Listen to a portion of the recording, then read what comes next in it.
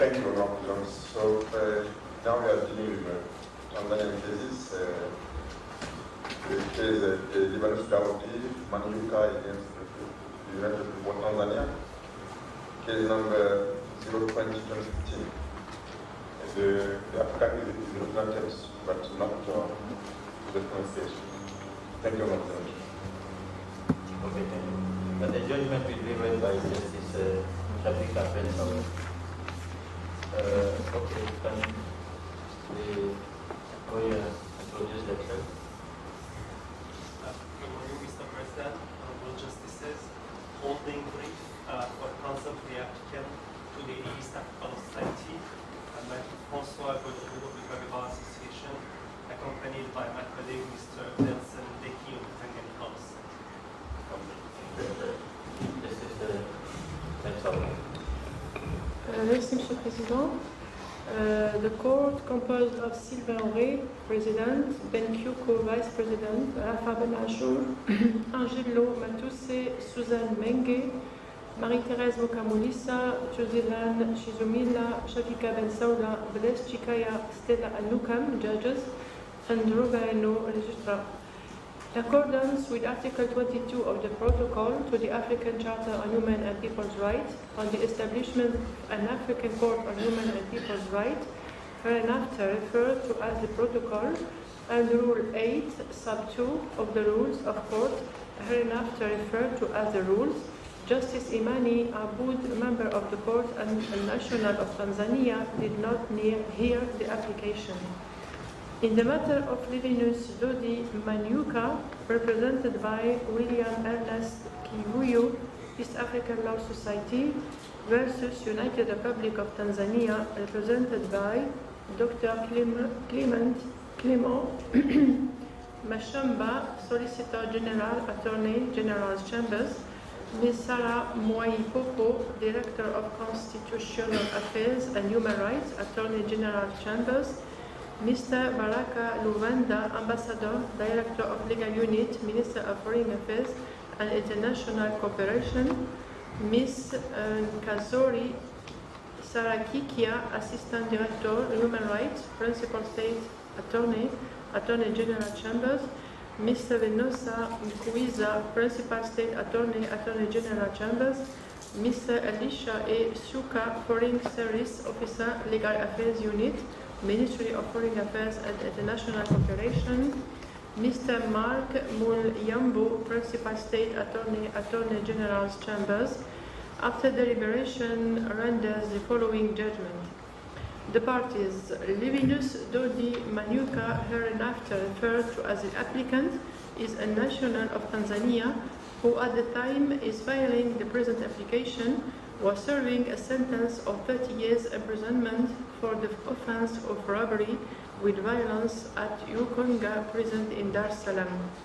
The application is against the United Republic of Tanzania, hereinafter referred to as the respondent state, which became a party to the African Charter on Human and People's Rights, hereinafter referred to as the Charter, on 21 October 1986 and the Protocol of 10 February 2006.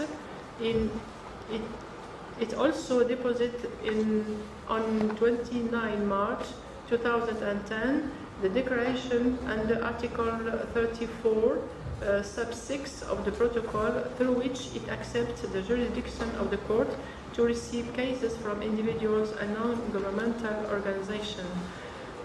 Fact of the matter, it emerges from the application that on 4 November 1990, the applicant and 2 other individuals were charged with the offense of robbery with violence in the district court at Manyuka, Ruvuma region on 15 May 2000. They were convicted and each sentenced to 20 years imprisonment.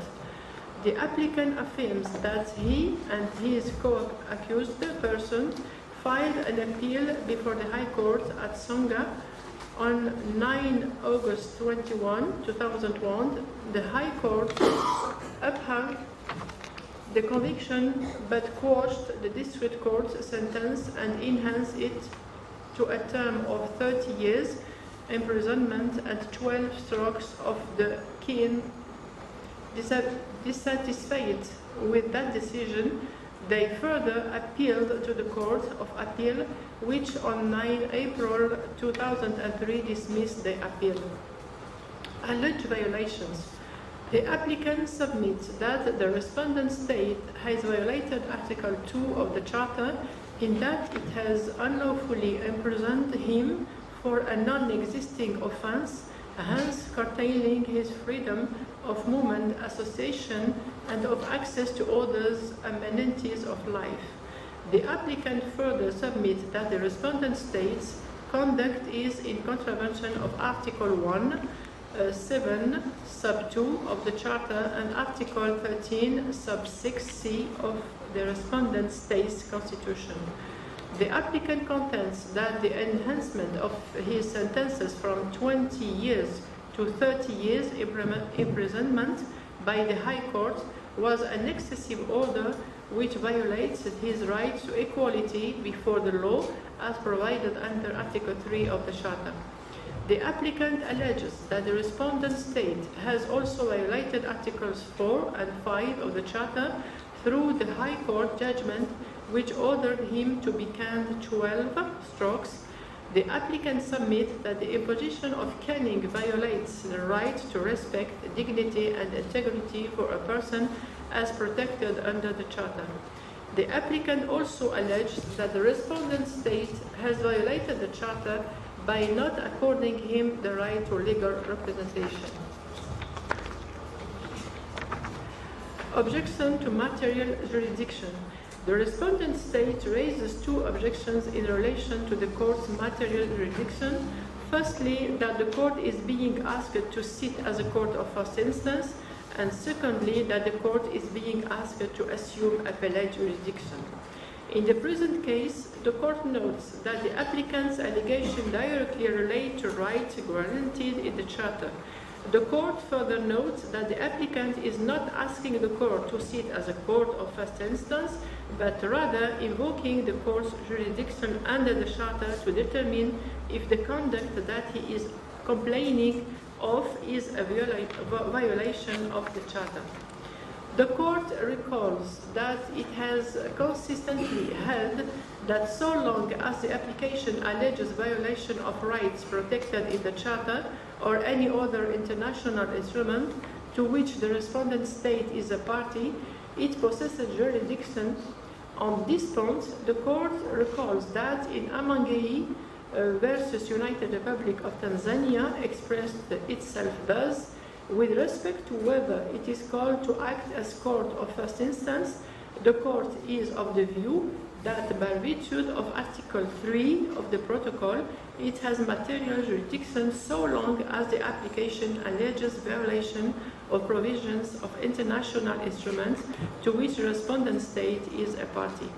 Since the applicant is alleging violation of the Charter to which the respondent state is a party, the court finds that it will not be sitting as a court of first instance in adjudicating all the applicant's allegation and accordingly dismisses the respondent state's objection in this regard.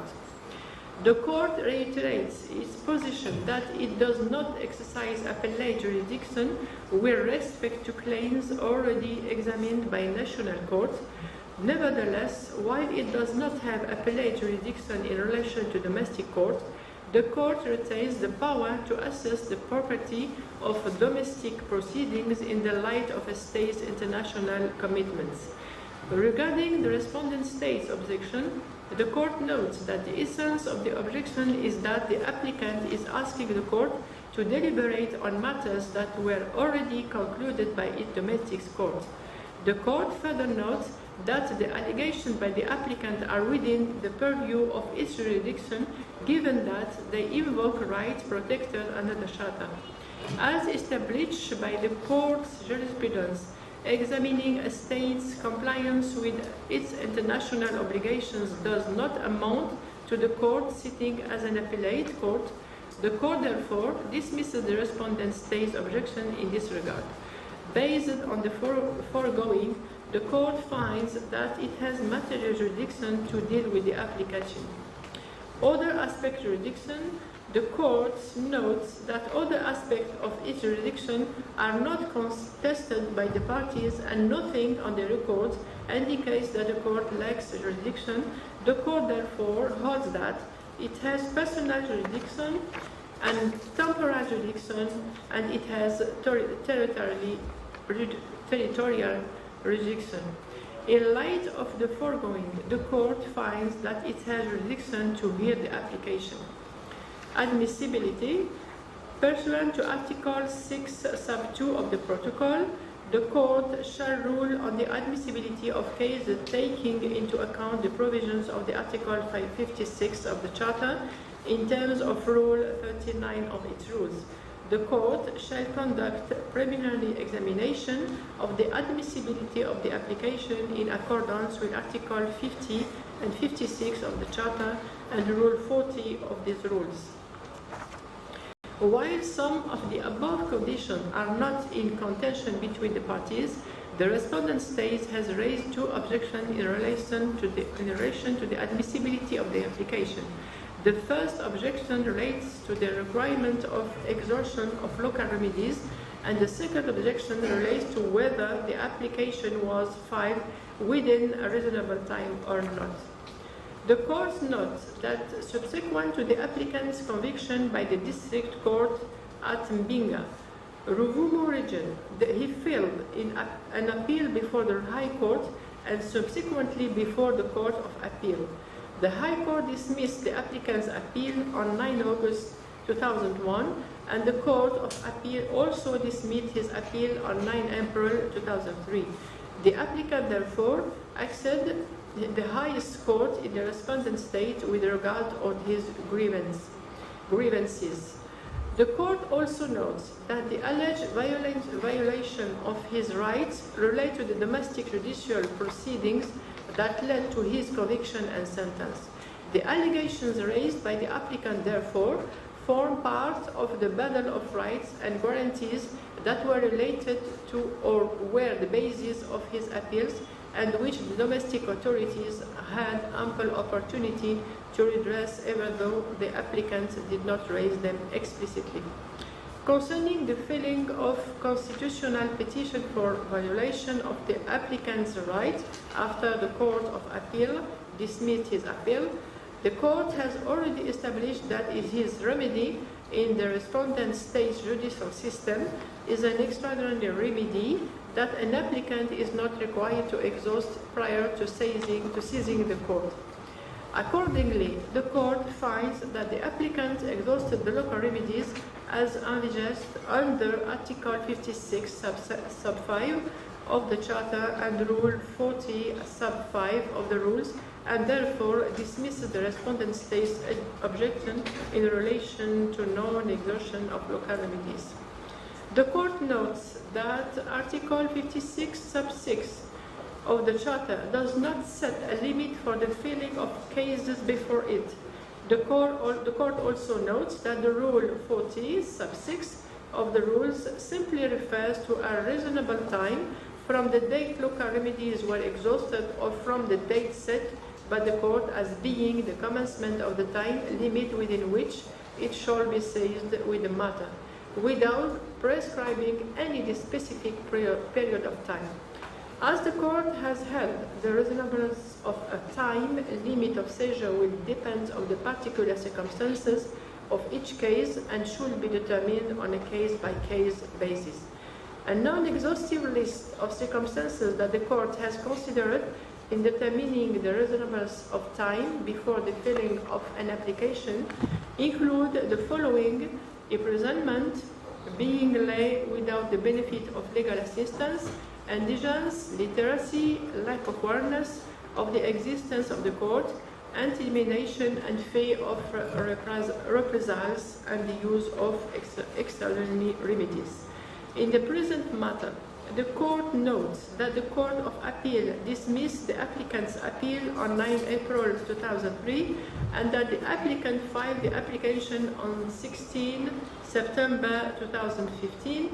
The court further notes that the respondent state deposited its declaration under Article 34 sub 6 on 29 March 2010, allowing individuals and non-governmental organizations to directly access the court. In total, therefore, the applicant filed this application 5 years and 6 months after the respondent state deposited its declaration. The question that remains, therefore, is whether, in the circumstances of the case, the period of 5 years and 6 months is reasonable. The court notes that in Amelia Ramadani versus United Republic of Tanzania and Christopher Jonas versus United Republic of Tanzania, it held that the period of 5 years and 1 month was reasonable owing to the circumstances of the applicants. In these cases, the court took into consideration the fact that the applicants were imprisoned, restricted in their movement, and with limited access to information. They were lay, indigent, did not have the assistance of a lawyer in their trials at the domestic court, were literated, and were not aware of the existence of the court.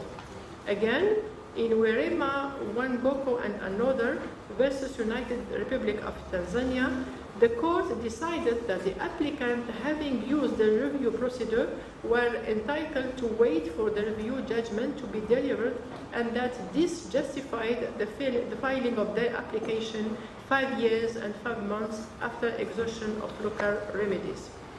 In Goldfred Anthony and another versus United Republic of Tanzania, however, the court held that a period of 5 years and 4 months was an unreasonable lapse of time before the filing of an application. In the preceding case, the court reasoned that while the applicants were incarcerated and therefore restricted in their movement, they had no asserted of or provided any proof that they are illiterate, lay, or had no knowledge of the existence of the court. The court concluded that while it has always considered the personal circumstances of applicants in assessing the reasonableness of the lapse of time before the filing of an application, the applicants had failed to provide it with material of the basis of which it could conclude that the period of 5 years and 4 months was reasonable. In the present case, the court notes that the applicant has indicated that he is an indigent, incarcerated person operating without legal assistance or legal representation. The applicant has also stated that he is a peasant. The court observes, however, that aside from the blanket assertion of indigence, the applicant has not attempted the adduced evidence explaining why it took him 5 years and 6 months to file his application.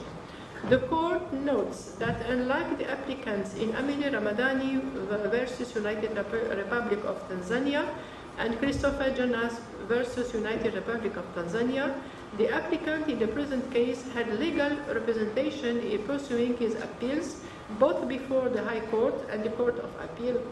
In the absence of any clear and compelling justification for the lapse of 5 years, 6 months before the filing of the application, the court finds that this application was not filed within a reasonable time, within the meaning of Article 56 sub 6 of the Charter, which required its illustrated in Rule 40, sub 6 of the rules.